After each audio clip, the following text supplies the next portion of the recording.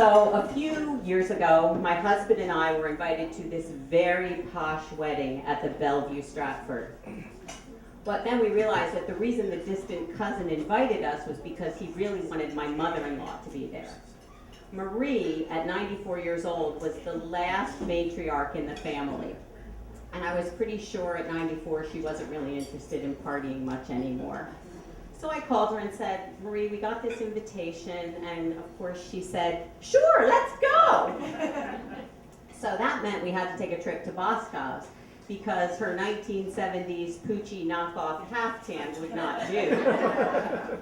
So we found this beautiful black velvet long skirt and a black velvet jacket with a big white lovely lace collar that looked adorable. But it had a little bit too much cleavage for my taste, and probably for everybody else's as well. So I got the seamstress to put a little snap on it, and a little demure snap, and we found a really lovely brooch in her jewelry to complete her ensemble. And when I tell you that my mother-in-law, next to the bride, was the most popular woman at that wedding, I am not kidding you. Hordes of family and friends were coming over constantly because they hadn't seen her, some of them, in decades and decades. And in fact, I'm sure some of them thought she was already dead. So that was a nice surprise. So by the time the cocktail hour was over, she was pretty content to sit down and take a load off, and I put her between my husband and myself so that we could take care of her needs. And my husband's family has a wedding gene. And this turns them into the dancing, drinking, partying fools like nobody's ever seen. And this was no exception. And that was okay. He was going to the bar a little bit more than usual, but I was fine with that because I'm the designated driver. And Marie and I were hydrating ourselves with water, so that was good. And finally I said to my mother-in-law, look, we should go to the ladies' room. And she said, okay. And she gets up and she's very wobbly. And my cousin rushes over and grabs her by the other arm, but I'm like, listen, elderly people, they sit for too long, they need a couple minutes to get their sea legs, she'll be fine. So we get her to the ladies' room, and she's kind of wobbly coming back, but she's okay.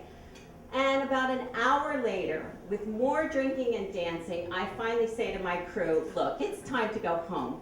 And my husband says, one more round. And my mother-in-law goes, oh, shucks. And I'm like, okay, but it's going to take me a while to get her together. And I look at her, and her hair's a little bit messed up, and her face is slightly flushed, and her little demure snap is now open.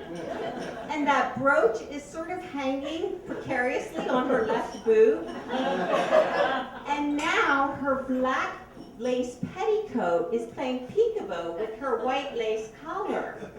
And I'm thinking, what the hell has she been doing when I was on the dance floor?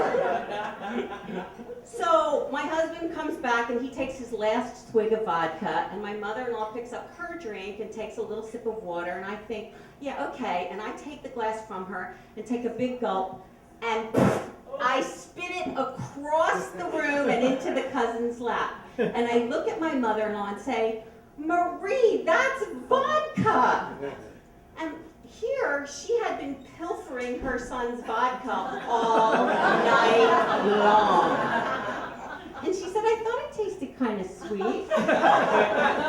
So for those of you over 55, I put my Foster Brooks and Dean Martin team into my car, my husband in the front, my mother-in-law in the back, and as I'm clicking her seatbelt, I said, aren't you tired? It's midnight. And she goes, no, I feel great. I get in the driver's seat, I turn on the car, I put my arm over the armrest to back up, and she is passed out like a college freshman on her first night of spring break. And I'm thinking she is going to have one hell of a hangover tomorrow. So I call her the next morning and I go, hey Marie, how you doing? And she says, that was one of the sweetest nights of my life in a long time.